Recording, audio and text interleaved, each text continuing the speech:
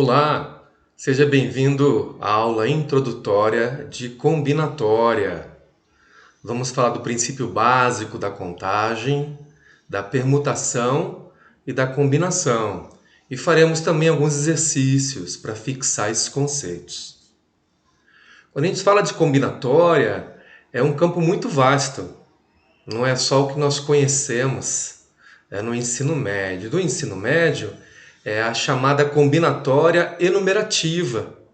Mas combinatória é muito mais. Ela chega na área algébrica e também na combinatória extremal, na teoria dos grafos. E as aplicações de combinatória também são inúmeras. Nós temos aplicações na probabilidade, que a gente vai estar vendo agora. O nosso interesse é estudar a probabilidade.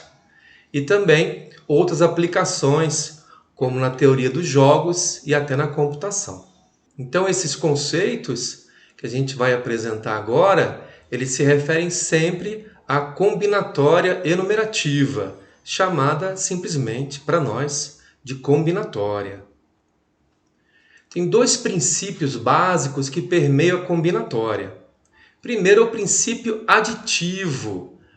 Se eu tenho dois conjuntos disjuntos, eles não têm interseção, essa quantidade de elementos do primeiro é x e a do segundo é y, então a quantidade de elementos da união é x mais y. E o princípio multiplicativo também vai aparecer bastante nos nossos exercícios. Se eu tenho x modos de tomar uma decisão dentro do conjunto A, e também y modos de tomar uma segunda decisão referente ao conjunto B, novamente subentende que esses conjuntos eles não têm interseção. Então, o número total de modos de tomar as decisões, primeiro em relação a A e depois em relação a B, é x vezes y. Esses princípios vão permear todos os conceitos de combinatória e vão ser muito importantes os exercícios. O princípio multiplicativo, esse último que eu te falei agora, ele é muito importante, é muito explícito nos exercícios e raciocínios. E a gente chama ele de princípio básico ou fundamental da contagem. Eu vou chamar de PFC. A gente usa bastante de forma direta. Já o princípio aditivo, também utilizado, mas de forma mais sutil. É sempre naquele entendimento que a soma das partes, quando essas partes não têm interseção, a soma das partes equivale ao todo. Então, um exemplo inicial para a gente ilustrar o PFC. Eu tenho uma bandeira e ela é formada por 7 listras. E para cada listra eu posso escolher 3 cores, verde, azul e cinza. Mas o importante é que essas listras que estão juntas não podem ter a mesma cor. Então, se forem listras adjacentes, eu não posso repetir cor. De quantos modos, então, eu posso colorir essa bandeira? Ora, para a primeira listra, que seria a tomada de decisão daquele conjunto A, eu tenho 3 cores.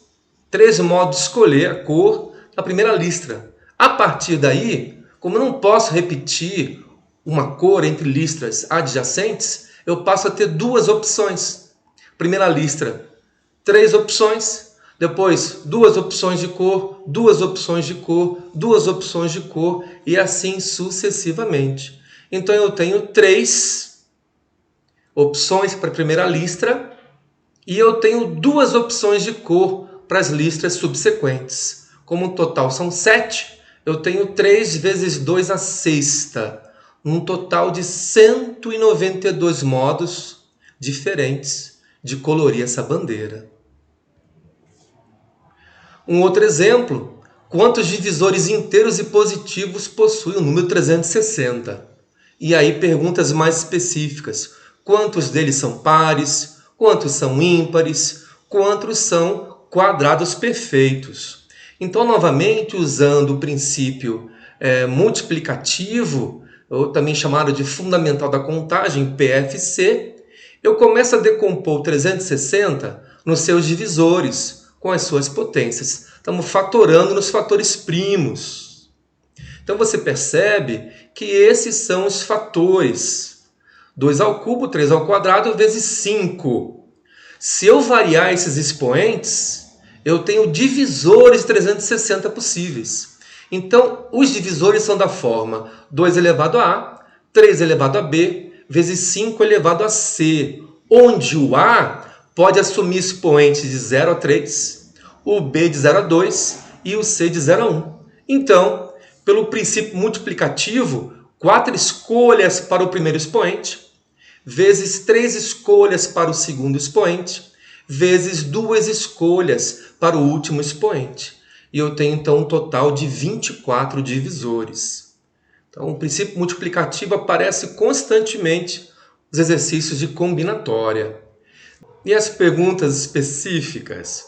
Quantos divisores são pares? Quantos são ímpares? E quantos são quadrados perfeitos? Os divisores pares, o expoente do 2, que é o A, não pode ser 0. Então, em vez de 4 opções, agora eu tenho 3. 3 opções para o expoente A, os outros expoentes ficam como estavam antes. Então, 18 divisores pares. Para os divisores ímpares, o A tem que ser 0. Eu não posso ter o fator 2 para ficar um divisor ímpar. O A é 0, eu tenho uma única opção. Os outros expoentes continuam com o mesmo número de opções, totalizando 6 divisores.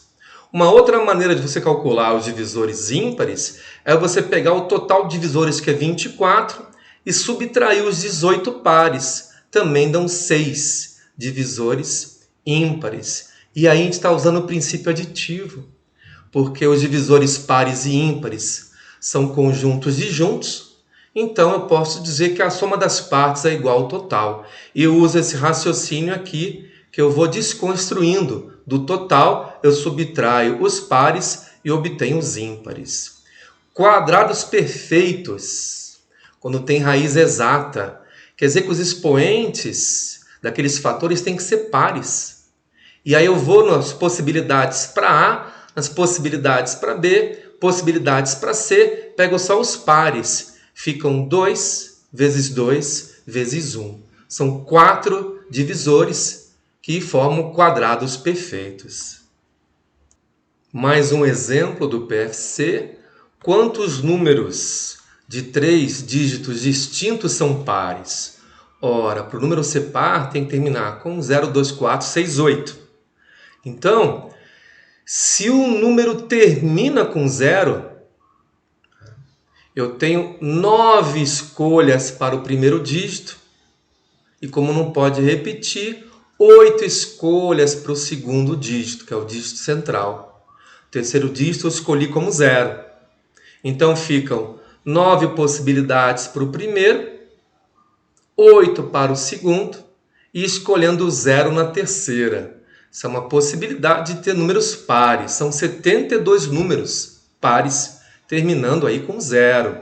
Se não termina com 0, então o último algarismo pode ser ou 2, ou 4, ou 6, ou 8. São 4 possibilidades para o último dígito. O primeiro dígito não pode ser 0. Por isso, como eu tinha antes 9 possibilidades, mas não pode ser o 0, eu passo a ter 8 possibilidades para escolher o primeiro número. Já o segundo número pode ser 0. Então, 8 possibilidades para o primeiro, como não pode repetir, seriam 7 para o segundo, mas entra o 0 de novo. Então, voltam a ser 8 possibilidades para o segundo dígito e 4 para o último. Então, 8 vezes 8 vezes 4. 256 números que não terminam em 0. E aí eu somo de novo o princípio aditivo, né? Os que terminam em 0, os que não terminam em 0 são conjuntos disjuntos. Eu somo e eu tenho o total de números pares com 3 dígitos distintos. Um outro modo para a gente fazer o mesmo exercício, a gente pode fazer uma conta em excesso e depois desconstrói, retira aquele excesso. O que foi contado indevidamente. A gente permitiu o zero na última casa, nós temos 5 modos de escolher o último dígito, 0, 2, 4, 6 e 8. 9 modos para escolher o primeiro dígito e 8 modos de escolher o dígito central. 9 vezes 8 vezes 5, que dão 360 números. Mas, dessa forma está em excesso, porque eu permiti que os números começassem com 0. E aqueles que começam com 0, eu escolho um modo, o primeiro dígito vai ser 0. 4 modos de escolher o último dígito, que tem que ser par. E 8 modos de escolher o dígito central. Então, aqueles que começam com 0, 1 vezes 8 vezes 4, que é 32. Então, do excesso 360, eu retiro esses 32 que começam com 0 e dá a mesma resposta, 328 números. Também usamos nesse raciocínio o princípio aditivo. E agora, mais um modo de resolução do mesmo exercício. É interessante perceber que você pode desenvolver diferentes estratégias usando o princípio fundamental da contagem, o PFC, em conjunto com o princípio aditivo.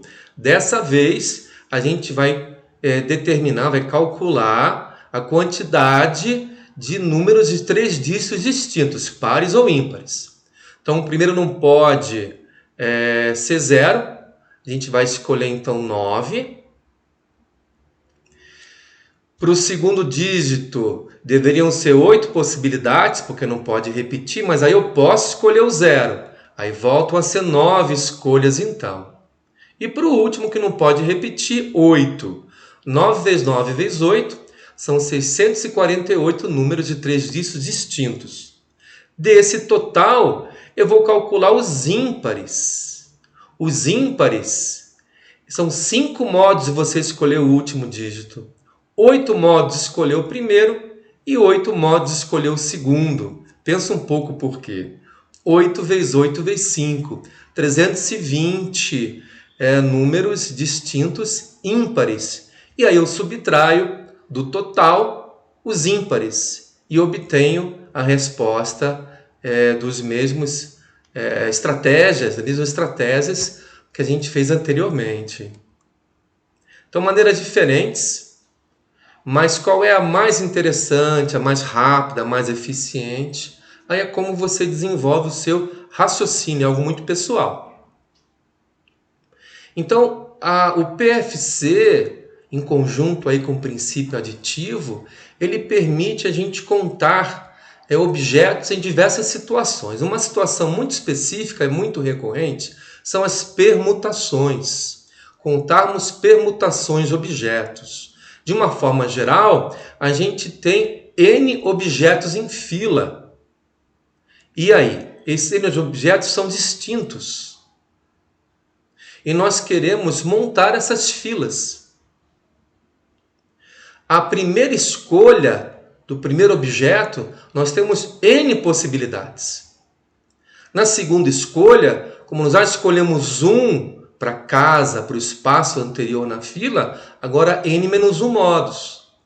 E assim por diante. Quando chegar no último lugar da fila, só vai ter uma opção para você escolher o objeto. Então, pelo princípio multiplicativo, a gente vai ter que a permutação de N objetos, N, N-1, N-2, até chegar a 1.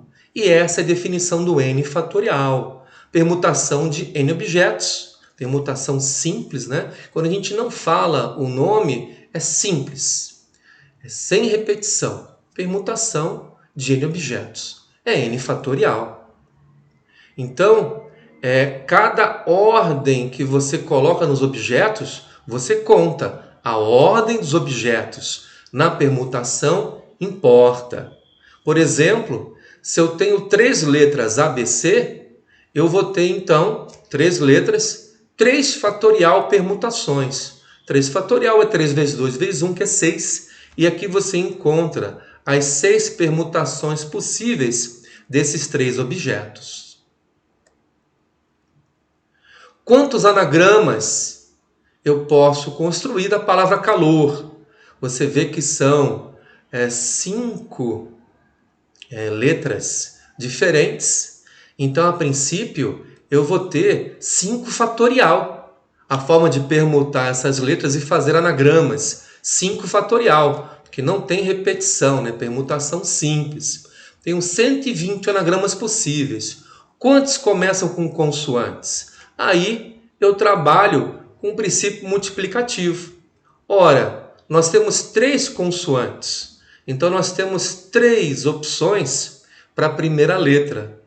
As outras letras restantes ficam permutação de 4 elementos, 4 fatorial. Estou combinando o PFC com permutação. Nós obtemos, então, 72 anagramas. Outro exemplo interessante, permutação. De quantos modos eu posso arrumar numa fila livros diferentes? Tem matemática, tem estatística e física, mas de modo que a mesma matéria, livros da mesma matéria permaneçam juntos. Então eu vou ter um bloco da matemática. Nesse bloco eu vou ter 5 livros. Então eu tenho 5 fatorial modos de arrumar os livros da matemática. Eu tenho um bloco de estatística. Esse bloco tem 3 livros, então é 3 fatorial permutações desses livros no bloco da estatística. E eu tenho um bloco de física com 2 livros, 2 fatorial modos de você permutar os livros. E além disso, a ordem das matérias, matemática, estatística e física, 3 matérias, eu posso permutar de 3 fatorial diferentes modos. Pelo princípio multiplicativo, eu coloco tudo isso junto. Permutação das matérias, permutação de cada bloco, de cada disciplina. E eu tenho essa conta, 8.640 modos. Um tipo diferente de permutação. Dessa vez, os anagramas se referem a uma palavra que tem letras iguais. Não é mais uma permutação simples nesse caso. A letra O, por exemplo, se repete 3 vezes. Então, quando eu falo especificamente da troca das letras O, vai dar sempre o mesmo anagrama. A gente está contando a mais. Se eu colocar aqui 8 fatorial, você pode perceber que são 8 letras. Se eu colocar 8 fatorial, eu estou contando a mais. Então, 8 fatorial é um excesso. Essas 3 letras iguais, elas têm que ser descontadas de alguma forma, essa troca entre elas que não altera o anagrama. E para descontar, entre aspas, num princípio multiplicativo, é dividir. Então, a gente calcula o total de 8 fatorial anagramas e você desconta, dividindo pela quantidade de letras que se repetem. As permutações da letra O, que é 3 fatorial, tem que ser descontada. Você divide e você encontra 6.720 anagramas da palavra Botafogo. Então, esse é o conceito que a gente explicou agora de permutação com repetição. A permutação com repetição, aqui uma expressão mais formalizada. Se eu tenho N objetos, dos quais eu tenho repetição, alfa repetições de um, beta repetições do outro e assim por diante, a permutação com repetição é o fatorial do total de objetos, né? N fatorial, e você divide, desconta pelas permutações do objeto que se repete, a quantidade de vezes que se repete. Por exemplo, de quantos modos podemos dividir 8 objetos em um grupo de 5 objetos e outro grupo de 3 objetos? Então você repara que a divisão em 2 grupos é contada apenas uma vez. Isto é, 5 fatorial e 3 fatorial, os objetos no primeiro e segundo grupo, lá dentro, eles são repetições. Se eu pego 5 objetos e depois 3 objetos, aqui dentro não importa a ordem deles, porque eles estão em 2 grupos distintos.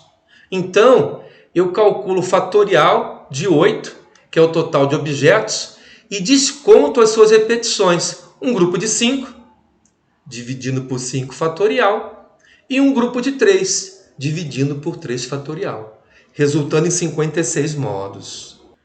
Com a ideia de permutação com repetição, a gente pode entender um outro conceito, que é o arranjo, ou arranjo simples. Então, no arranjo, a gente tem um conjunto N, e a gente quer permutação de P elementos, onde N é maior do que P. Então, de um conjunto maior, a gente vai pegar permutações com um número menor de elementos. E essa aqui é a fórmula do arranjo. É como se a gente escolhesse o total de elementos, mas descontasse aqueles que não foram escolhidos, N menos P. Aquele conjunto que não foi escolhido, de M, eu estou pegando P. Então, eu não escolhi N menos P. E aquele conjunto é uma espécie de repetição. Tanto faz a ordem, não estou escolhendo. É uma maneira intuitiva de você entender o arranjo através de uma permutação com repetição. E essa é a fórmula do arranjo, então. Então, por exemplo, se eu tenho 1, 2, 3, 4, 5 algarismos e quero fazer um arranjo, que são permutações de 3 algarismos distintos, então a fórmula é o arranjo de 5 tomados 3 a 3, que é justamente o 5 fatorial, é que você pega o N menos P, que dá 2, e divide por 2 fatorial. Combinação simples. Como nós podemos entender esse conceito matematicamente? A gente pode entender a combinação da seguinte forma: a gente vai nos N elementos do conjunto, seleciona P, mas tanto faz a ordem. É como se eles fossem repetições, P elementos iguais. E a gente escolheu P e sobraram N menos P, que também tanto faz a ordem, como se fossem repetições. Dá para você então calcular a combinação imaginando que é uma permutação com repetição. De N elementos, eu escolhi P, sobraram N menos P. E a ordem não importa, é como se fossem repetições. Então, dessa forma, a combinação simples de N elementos tomados P a P é N fatorial dividido por P fatorial, N menos P fatorial. Lembra um pouco a fórmula da permutação com repetição. Então, por exemplo, 5 homens e 4 mulheres é o meu grande grupo. Eu quero fazer comissões de 5 pessoas. Comissões, não importa a ordem, se é João, Maria, Maria e João, é a mesma comissão. É um grupo. Esse é o caso clássico para a combinação. Então, eu tenho 9 pessoas. Quantas comissões eu posso fazer com 5 pessoas? Tendo exatamente 3 homens. Bom, para formar a comissão, a gente tem que escolher 3 homens. Se tem exatamente 3 homens, então, numa comissão de 5 pessoas, 3 homens e 2 mulheres. Então, de 5 homens, eu tenho que escolher 3. E pelo princípio multiplicativo, de 4 mulheres, eu tenho que escolher 2. E eu uso combinação porque não importa a ordem. Então, combinação de 5, 3 a 3, está aqui a fórmula, vezes combinação de 4, 2 a 2. Está aqui a fórmula. E você encontra 60 comissões. Exemplo 9. Dessa vez, pelo menos 3 homens podem ser formadas. Pelo menos 3 homens são 3 homens, ou 4 homens, ou 5 homens.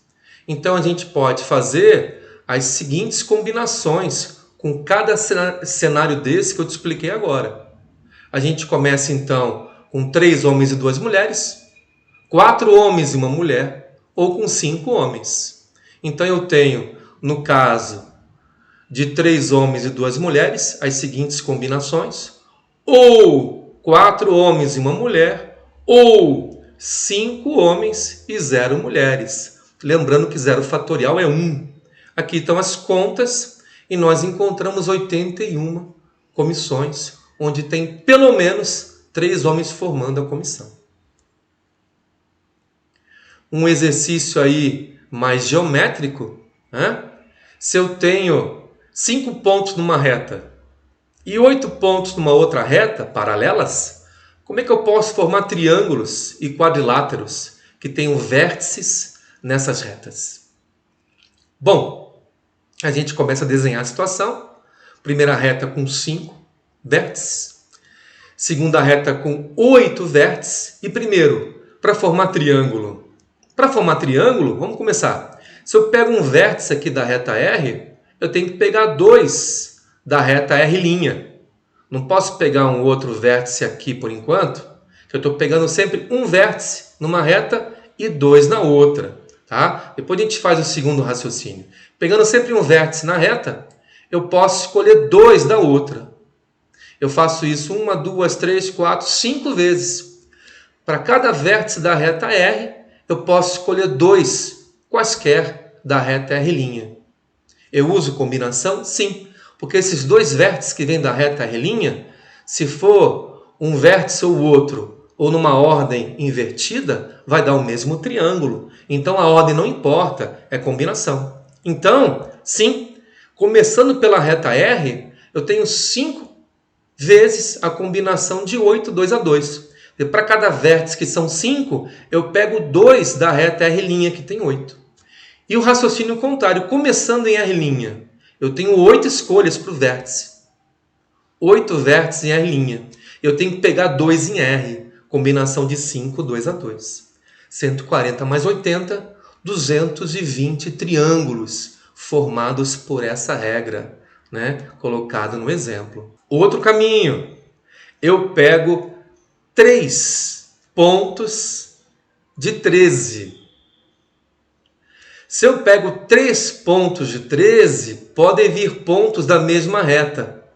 Os 3 da mesma reta. E aí fica colinear, não dá um triângulo. Então, quando eu pego 3 pontos de 13, eu estou em excesso. Nem todas essas combinações vão formar triângulos. Aí eu tiro. Eu tiro de quantas formas da reta R eu posso pegar 3 vértices. E tiro de quantas formas da reta R' eu posso pegar 3 vértices. Eu elimino os casos, são colineares. E você vai ver que vai dar a mesma resposta, 220. E os quadriláteros, como fazemos? Pegamos 2 vértices numa reta, 2 vértices na outra. E nós temos então 2 vértices tomados da reta R, tanto faz a ordem, 2 vértices tomados da reta R', tanto faz a ordem. 280 quadriláteros. Permutação circular. Outro conceito interessante em combinatória. De quantos modos 5 objetos podem ser colocados em roda? 5 objetos. A, B, C, D, E. B, A, C, D, E. D, E, A, C, B. E assim vai. Agora, interessante. Esses 2 casos que eu estou te mostrando aqui estão dispostos em roda, mas reparem, eles são o mesmo caso. Eles só estão diferindo por uma rotação, mas a disposição na roda é a mesma. Porque a distância de um para outro, né? Do A para B, do A para C, do A para D, do A para... é a mesma nos 2 casos. Essa permutação a gente estaria contando a mais. Então o ABCDE e o EABCD são casos iguais à permutação circular. A gente tem que retirar. Na permutação circular, não basta fazer 5 fatorial. Tem que descontar alguma coisa que repete, que é aquela posição que difere por uma rotação. Então, nesse contexto, essas escolhas aqui, ABCDE, roda a letra, BCDAD, roda de novo, CDEAB, DEABC e EABCD, é a mesma permutação. É só você rodar. É a mesma disposição no círculo, eu tenho que retirar. Se a gente pegar, então, 5 permutações possíveis, vão aparecer 5 vezes as mesmas disposições. Eu tenho que descontar isso. Lembra como desconta o que está em excesso? Lembra da permutação com repetição? Então, nesse caso, dos 5 fatorial, eu divido por 5 para tirar repetições dessa disposição circular, né? Dessa rotação. 24 modos. De uma forma geral, permutação circular, você calcula com n fatorial sobre m. Ou se você abrir o fatorial e simplificar, n menos 1 fatorial. Exercícios. A gente fixar um pouco os conceitos. Quantos são os anagramas da palavra búlgaro que não possuem vogais coladas, adjacentes? Não pode ter vogal junto. Primeiro, a gente arruma a consoante. Então, as consoantes podem ser BL, GR e permutadas, né? Então, as consoantes podem aparecer nos anagramas 4 fatorial, 24. As vogais não podem estar juntas. Tem que estar entre as consoantes. E desses 5 espaços, a gente só tem 3 vogais. Então, alguns espaços vão ter que ficar vazios. Do total desses 5 espaços, eu tenho que preencher 3 espaços com vogais. Então, dos 5 espaços, eu vou escolher 3 para colocar as vogais. Então, eu posso preencher isso de combinação de 5 tomados 3 a 3. 10 modos. E ainda, esses 3 espaços que eu escolhi, eu posso colocar as vogais neles de 3 fatorial modos diferentes. Então, por exemplo, eu escolhi 3 espaços. Eu posso botar o U, A, O, U e assim por diante. 3 fatorial modos. Pelo princípio multiplicativo, eu multiplico tudo. Nós temos, então, a forma que as consoantes podem se apresentar, os espaços que eu escolho para preencher as vogais e a forma como elas podem ser colocadas. Total de 1.440 anagramas que não possuem vogais adjacentes. Exercício 2.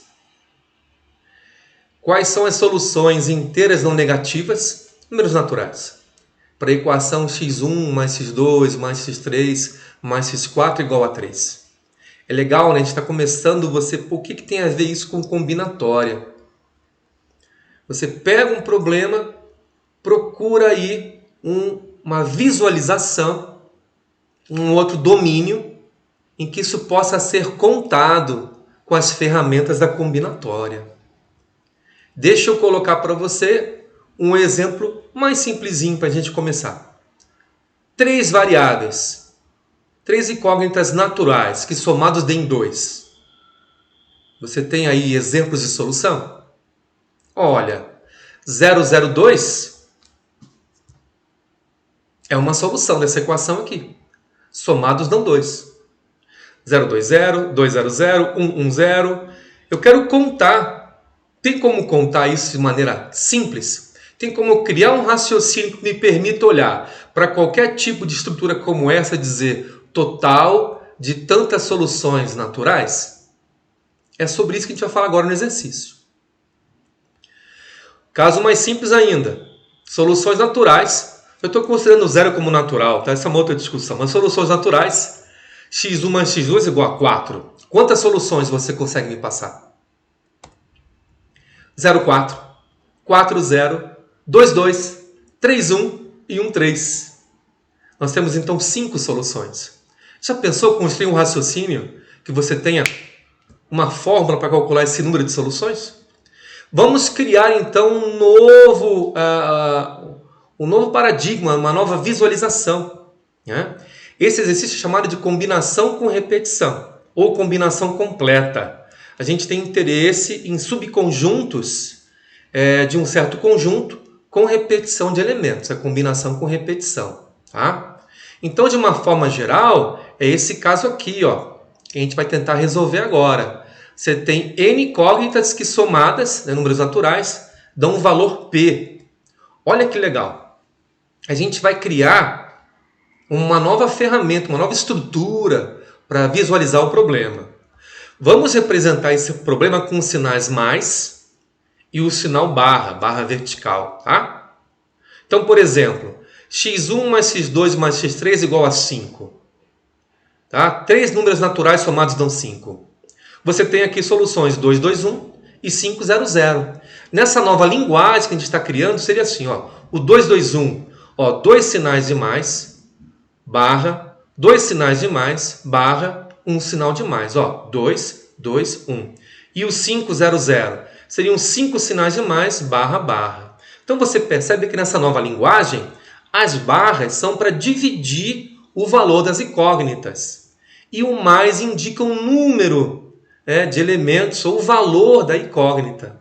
Então, por exemplo, aqui ficaram 5 sinais de mais e 0, 0 para as outras. Aqui 2, 2 e 1. Nessa nova linguagem, a gente sempre vai ter 5 sinais mais, que é essa situação aqui, ó, total tem que dar 5. Sempre serão 5 sinais mais e serão 2 barras verticais. Porque se eu tenho 3 incógnitas, né, x1, x2, x3, basta 2 barras, que é 3 menos 1, para dividir as incógnitas. Então, nesse caso específico, eu vou ter 7 lugares na fila. 7 lugares para você permutar os sinais de mais e as barras verticais. Essas permutações, cada uma delas, vai ser uma solução da equação original. Se você preferir, em vez de falar 7 lugares, eu tenho 5, que é o valor de P, que está aqui, mais 3 menos 1, que é o total de incógnitas menos 1 lugares. Então vai ficar N mais P menos 1 lugares, que eu posso permutar à vontade para encontrar as soluções. Eu crio uma nova linguagem, e nessa nova linguagem, o exercício passa a ter um caráter de permutação. O caso geral, então, N incógnitas, tem que somar P. Eu vou ter sempre, então, P sinais mais, que eu tenho que somar sempre P. Vou ter P sinais mais, e as barras que dividem N incógnitas serão N menos 1 barras. Será, então, N mais P menos 1 lugares na fila. E aí, de quantas formas eu posso permutar isso? Eu vou poder distribuir esses P sinais nos N mais P menos 1 lugares. E isso é uma combinação com repetição. Eu vou pegar de N mais P menos 1 lugares, eu vou tirar P lugares, que é para distribuir os sinais de mais.